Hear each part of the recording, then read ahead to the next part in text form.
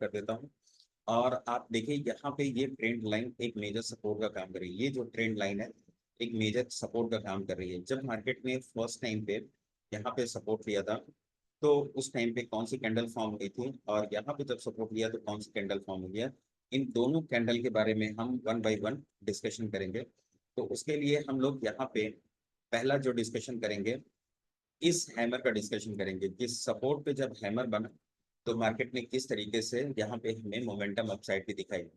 जब ये हैमर बन चुका था, इस हैमर के बाद आप देखें यहाँ से मार्केट ने यहाँ पे हमें 1000 का अप मूव दिखाया है।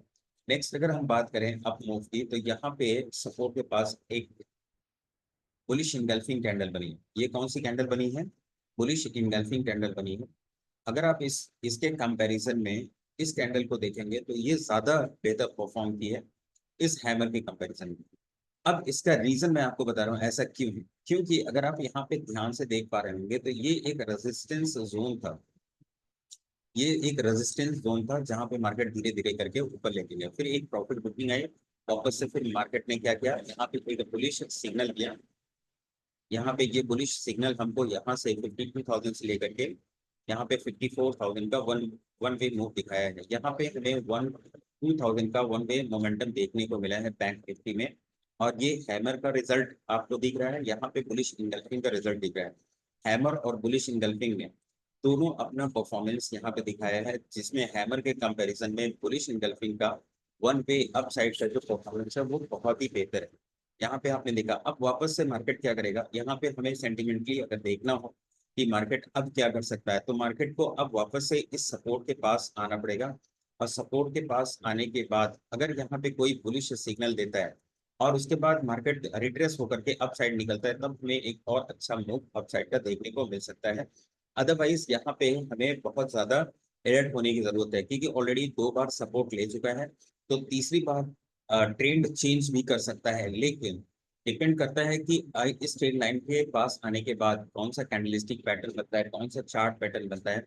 चार्ट पैटर्न बनने के बाद अप साइड का मूव दे रहा है या डाउन साइड का। इस ट्रेंड लाइन के नीचे की क्लोजिंग हमारे लिए एक पैनिक सेलिंग या ट्रेंड रिवर्सल का काम कर सकती है। अदरवाइज जब तक मार्केट इस ट्रेंड लाइन के ऊपर बना है, हमें इसमें कोई भी टेंशन लेने की जरूरत नहीं है। मार्केट एक स्ट्रॉन्ग बुलिश मोड में है। तो यहाँ पे हमें क्या देखना है कि मार्केट इस सपोर्ट के पास आया, फिर हम बाइंग के बारे में सोच सकते हैं। अदरवाइज यहाँ पे कोई भी बाइंग नहीं बन रही फिलहाल।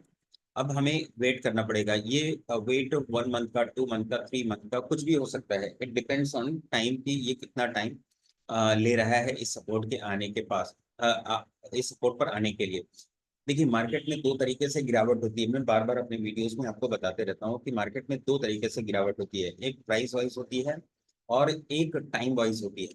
मार्केट एक प्राइस वाइज गिरावट करता है, एक टाइम वाइज गिरावट करता है। अगर मार्केट प्राइस वाइज गिरावट करता है तो ट्रेंड लाइन के पास आना चाहिए, और टाइम वाइज गिरावट करता है तो फिर इसी ये जो ब्रेकआउट लेवल है ना, इसी लेवल के पास काफी कंसोलिडेट करना चाहिए। अगर यहाँ पे कंसोलिडेशन होता है और अपसाइड में निकलता है तब भी हमें एक अच्छा मूव देखने को मिल सकता है। लेकिन ज्यादा बेहतर कैंडलिस्टिक पैटर्न, चार्ट पैटर्न कहाँ पे काम करेगा, इस ट्रेंड लाइन के पास काम करेगा, क्योंकि ये ट्रेंड लाइन हमारे लिए एक मेजर सपोर्ट का काम करेगी।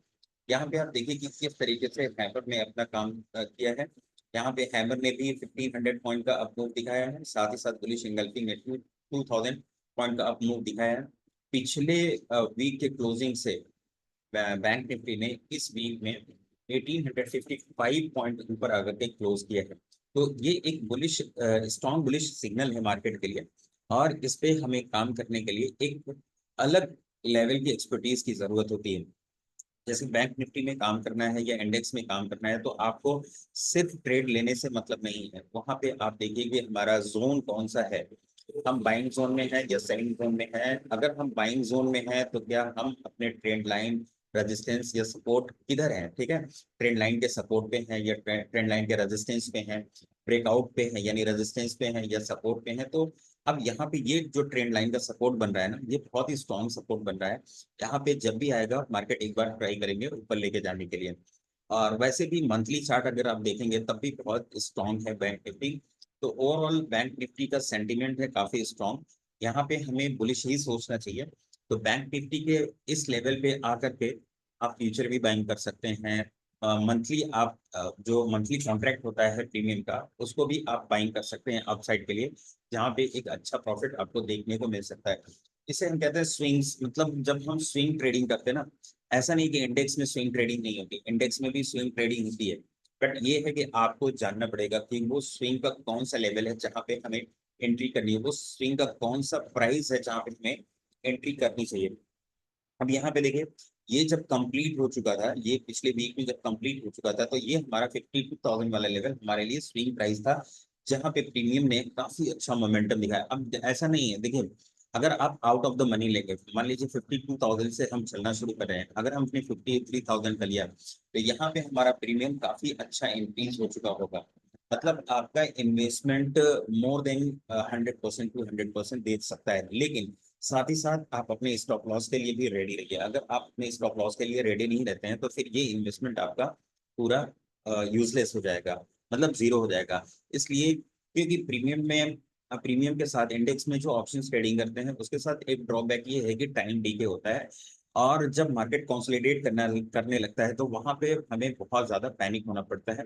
तो इसीलिए देखा जाता है कि मार्केट जब भी अपने ट्रेंड लाइन के सपोर्ट या रेजिस्टेंस सपोर्ट के पास कंसोलिडेट कर रही है, उस कंसोलिडेशन के बाद जिधर मोमेंट होता है, उधर का हम ट्रेड लेते हैं और उस पर थोड़ा बिलीव करते हैं, तभी जाकर के हमारा। तो यहाँ पे आपने देखा कि हैमर और बुलिश इंगल्फिंग डेली चार्ट कितना अच्छा काम करता है। अब मैं इसको पूरी तरह से इरेज कर देता हूँ। अब मैं आपको लेके चल रहा हूँ 15 मिनट के चार्ट पे। और 15 मिनट के चार्ट पे आप देखिए कि कौन कौन सा हमारा बाइंग लेवल हो सकता है। देखिए फिलहाल मार्केट ने मंडे के सेशन में कौन कौन सा हमारा बाइंग लेवल होगा, उसके लिए हम क्या करेंगे। यहाँ पे हमने देखा कि मार्केट क्या कर रहा है। यहाँ पे कल के डेट में अगर मैं यहाँ पे प्राइस एक्शन दिखाऊं आपको, मार्केट गैप अप ऊपर का, ऊपर जाने के बाद नीचे आया, नीचे जाने के बाद अगेन ऊपर गया, फिर नीचे आया अगेन। तो फिलहाल यहाँ पे ये ट्रेंड लाइन अगर आप देखेंगे तो मेजरली सपोर्ट का काम कर रही है, ये वाली ट्रेंड लाइन मेजरली सपोर्ट का काम कर रही है। ठीक है, तो यहाँ पे हम क्या करेंगे, इन सबको डिलीट कर देंगे, इन सबको डिलीट कर देंगे। और इन सबको डिलीट करने के बाद हम लोग यहाँ पे देखेंगे कि इस ट्रेंड लाइन के पास प्राइस कब आ रहा है। जब मार्केट इस ट्रेंड लाइन के पास आए, जब मार्केट इस ट्रेंड लाइन के पास आए, तभी हमको इंट्राडे में ऑप्शन प्रीमियम के लिए सोचना चाहिए, अदरवाइज नहीं सोचना चाहिए। अब ऐसा नहीं कि प्राइस आई तुरंत हमने बाइंग कर लिया, यहाँ पे आने के बाद मार्केट कंसोलिडेट करे, करने के बाद अपसाइड का ब्रेकआउट दे, तब हमें ट्रेड करना चाहिए। अदरवाइज फिर यहाँ पे कोई कैंडलस्टिक पैटर्न या चार्ट पैटर्न बनाए, उसको हमें ट्रेड करना चाहिए। यहाँ तक आपको एकदम क्लियर समझ में आ रहा होगा। तो आपको ये वीडियो अच्छा लग रहा है, अगर वीडियो अच्छा लग रहा है तो वीडियो को लाइक कीजिए, चैनल को सब्सक्राइब कीजिए। मिलते हैं नेक्स्ट वीडियो में, तब तक के लिए बाय, थैंक यू।